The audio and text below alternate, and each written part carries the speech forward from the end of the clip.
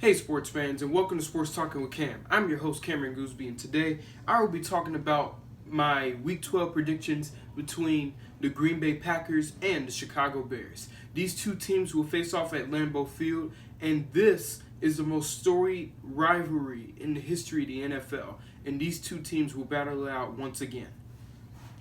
Now, last week, the Green Bay Packers, they lost by a score of 34-31 to the Colts. And in the first half, it looked like this Green Bay Packers team, they were dominating the Colts in the first half, mind you. They put up 28 points in the first half, but they were only shut down to 6 points in the second half by that Colts defense. And also with that Colts defense, it really just provided a different second half for this Packers offense, and it really showed. Like, they were not moving the ball down the field, and Aaron Rodgers, he wasn't effective at all in the second half. And honestly, the Colts defense won this game. It wasn't the Packers that lost this game. It was the Colts defense that won the game, and they did their jobs against the Green Bay Packers. Now, in their rankings, they are ranked 7th in the league in offense, so they are an elite offense. They're averaging 30.6 points per game, and they're just putting touchdowns on the board. It's ridiculous. They have the 5th best offensive line in the league as of Week 12. They provide a lot of protection for the quarterback and Aaron Rodgers, and they provide some good run blocking. So they provide a bit of a challenge for any defense to slow them down. Now, although they were easy last week in the second half, they do provide a bit of a challenge. So expect to see a little bit of a difference on Sunday night. And then they're ranked number 9 in defense. Now, this team, they're really good in defense. I think they're better at offense, but they're really good at defense as well. They don't allow a lot of points. Well, they do allow a lot of points, but they do get turnovers. And with those turnovers, that's the main key to why their defense is really good. Because if they did not force a lot of turnovers and they allowed some yards down the field, then it would not be a good outcome for the Green Bay Packers right now. Now, some notable players on offense, you got Aaron Rodgers. He's someone who can throw the ball down the field. He's not a scrambling quarterback by any means, but he reads defenses. He knows what to do and where to go. He knows how to make the correct throws down the field. And when he scrambles, it's an unexpected 27 yards every now and then, because not a lot of people know, but Aaron Rodgers, he's a bit of a scrambler, mind you. I'm not saying he's a Lamar Jackson by all means, but with Aaron Rodgers, he's someone who can get that 10 yards for a first down. Like, he knows when to escape the pocket when he needs to. And then also with Aaron Rodgers, he's someone who doesn't make a lot of mistakes down the field. Now, granted, he does occasionally throw an interception, but with those interceptions, some of them aren't his fault. But most of the time with Aaron Rodgers, when he doesn't turn the ball down the field, it's hard to stop him, because if you don't stop him, then that Packers offense will get that 7 points. And last but not least, with Aaron Rodgers, you do not want to give the ball to him with 2 minutes left to go in a game, because he will go down the field and score and win it on your defense. So the Bears, they have their hands full against Aaron Rodgers. So they really have to force him to make mistakes down the field. And that's what I think is the key for this Bears defense. If they can force Aaron Rodgers to make some mistakes down the field, then the Bears do have a chance to win this. Now, some other notable players for the Packers, you still got Davante Adams. He is one of Aaron Rodgers' weapons. You could throw the ball to him down the field, and most of the time it's an easy catch for him. He can run the slot, and he racks up a lot of touchdowns. So he is actually Aaron Rodgers' main weapon down the field, and he is an elite wide receiver for that reason. He is also someone who is capable of being an all-pro. He's capable of getting 1,200 receiving yards per season, and he's someone who you expect. He's someone who you expect to succeed in the NFL. In the NFL, and with him and Aaron Rodgers is the perfect quarterback for that guy. You also have Aaron Jones. He's someone who can run it up the middle. He can run it on the outside. He's a really good running back. He can also be at an all-pro level. He's someone who can also be thrown. He's someone who could also, you could throw the ball down the field to. And also Aaron Jones, he provides pass protection for Aaron Rodgers. Now, he may be small, but he does not allow a lot of sacks from any linebackers or anything like that. He's really good at trying to protect Aaron Rodgers, and it really shows. Next, you have Marquise Valdes-Scantling. He is someone who is like the perfect Robin. He's like the perfect Robin compared to Davante Adams. He is someone who is like the perfect sidekick. So if Davante Adams is not working in one game, then you have the perfect sidekick in Marquise Valdes-Scantling. He is shown to have he was shown to have a breakout year this season, and he's done a really good job in being the second best man on the Green Bay Packers as far as weapons. And Aaron Rodgers throws the ball to him. He can also get touchdowns as well. He is someone who can also catch the ball down the field as well. He's a really good wide receiver alongside Davante Adams. Now next you have Robert Tonyan. He is a tight end who has really been on a breakout season as of late as well. He is someone who is a possessional tight end. He is someone who can get touchdowns in the end zone. He provides blocking. He can catch the ball down the field, and he's a very valuable tight end for Aaron Rodgers. He is another weapon for Aaron Rodgers to throw down the field to. So the Bears secondary, they will really have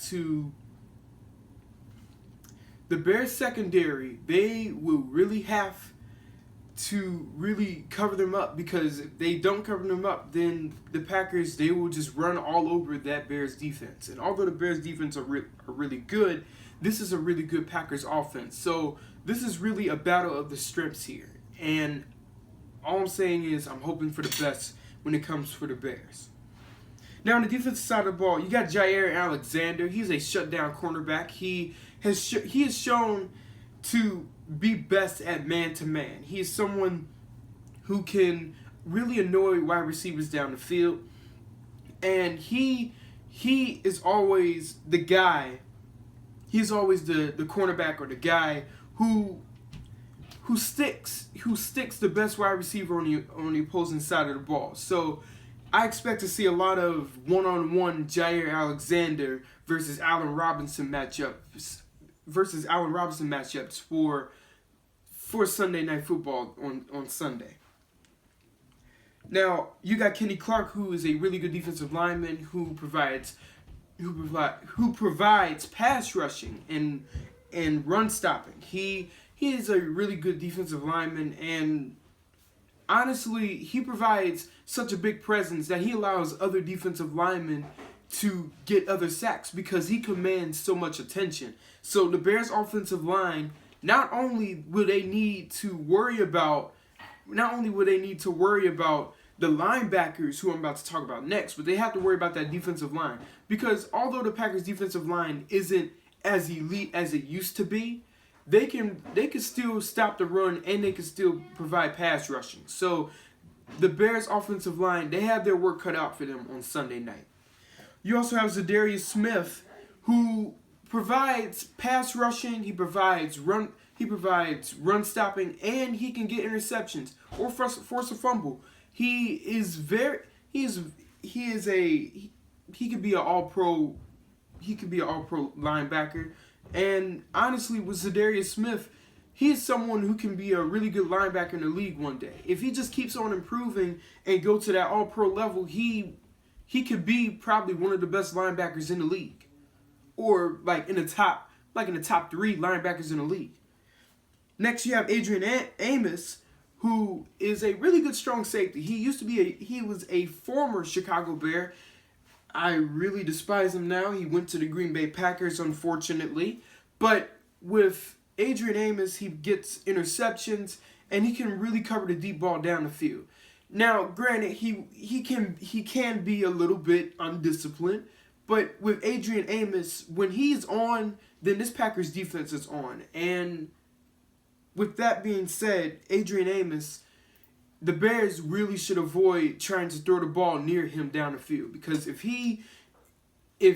it's just him and a wide receiver alone, I don't always expect the wide receiver to win a matchup against Adrian Amos. Like, he's really good. And then next, you have Preston Smith. He is the other linebacker alongside Zadarius Smith. He does pretty much the same thing Zadarius Smith does. Now, I'm not saying he's going to be all pro, but he can at least be a Pro Bowl level linebacker, and he's a really good linebacker. He has potential. I see a lot of potential in him. Now, going to the Bears rankings. Oh boy. Oh man, I don't even like talking about these stats, but they're ranked number 31 in offense, ranked number 9 in defense, and they're ranked number 20 in the offensive line. Now, as far as what this offense goes, I don't know what the hell did I see on Monday Night Football 2 weeks ago, but you only put up 149 yards of offense, of total offense. But wait, Cameron, they scored 13 points. Yeah, they scored 13 points off of a kick return from 104 yards from Cordero Patterson. Yes, it's good that you got bonus touchdowns, but you need offensive touchdowns. You don't necessarily need defensive touchdowns and punt return and kick return touchdowns. You don't need those type of touchdowns. That's what I call bonus points. So in reality, this team only scored 6 points. Offensively, they only scored 6 points in the whole game. And they really didn't do anything. The offensive line played really horrendous. Nick Foles, I don't even know what he was doing. It was like 102 passing yards? Really, man? And then his first throw of the game was an interception. So that's how you know that Nick Foles didn't really do all that good. The pass protection wasn't great. The run blocking wasn't great. And literally, this offense, they just embarrassed themselves on Monday Night Football. It's an embarrassment. It's an embarrassment to lose on any nationally televised game.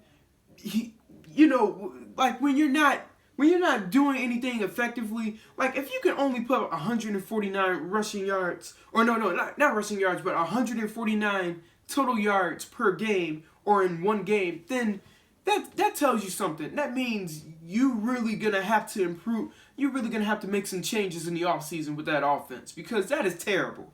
And not to mention, this defense that they faced against the Vikings on Monday night, they were ranked number 31. So I knew something had to give, but the Bears' offense, they couldn't have been that bad. I promise you, they shouldn't have been that bad. And I'm pissed. Like, that was really terrible. And honestly, I'm just hoping for the best for this offense at this point. I don't even know what else to say. And then with the defensive side of the ball, they really have been stepping up for the defense, because they really have been stepping up in the game. Because although they're not getting blown out, the defense has been keeping the Bears in most of the games, because that defense is super good. If our offense was really good, then we would have better chances to win. But now since we have a trash offense, it's I don't even know. It's like, I feel like we're wasting this defense's potential, or we're wasting this defensive talent. And I'm honestly saying we should tank for the rest of the season if our offense does not improve. And honestly, now I will get to my next topic, but honestly, with this offensive line, If this offense wants to score, this offensive line is gonna have to provide some holes. They really do. Because guess what? This offensive line, they allow a lot of sacks. They do not clear up space for the running holes. And overall, they just do not play good. Like, honestly, I know they could play way better than this. And I know that there's been some injuries and stuff like that, but y'all got to hit the sleds because this is horrendous. If y'all can't pass block, if y'all can't at least provide at least 2 seconds or 3 seconds of protection for whoever's back there as your quarterback, then that means you guys are going to have to hit the sleds and practice on your pass protection. That's all I got to say for this offensive line. Now, heading into my next topic, Mitchell Trubisky. He will be our starter for this Sunday Night Football game. And Mitchell Trubisky hasn't been on the football field, or he hasn't been a starter on the football field ever since week 3 against the Atlanta Falcons. So, part of the reason why he's now starting over Nick Foles is because Mitchell Trubisky is more mobile in the pocket, and he's someone who can make a play and get a first down with his legs. This is why I did not want to start Nick Foles, because I knew that if this offensive line could not pass protect, Nick Foles would be ineffective. The reason why Nick Foles was successful in Philadelphia because he had an elite offensive line. But now, since he doesn't have an elite offensive line, it shows the flaws in his game. Like, when he's feeling pressured, he does not make the correct read. He throws interceptions. He makes mistakes. He takes sacks. And overall, he does not make good decisions on the football field. And I'm glad that Matt Nagy has finally made this quarterback change after how many weeks? Because Nick Foles, as I said before, he is 2-6 as a starter for the Bears, and Mitchell Trubisky is 3-0. My point exactly. They need, honestly, they need some help. And Mitchell Trubisky, with the mobility, and he can throw, he can occasionally throw the ball down the field, then I feel much more confident in Mitch than I feel in Nick Foles. Now, concluding my video, I'd like for you guys to leave a like, leave a comment, subscribe, and hit that notification bell. And hopefully, hopefully the Bears don't embarrass themselves on Sunday Night Football. Or else I will have a surprise in store for you guys right after the game. So I will see you guys then. Have a good night, everybody.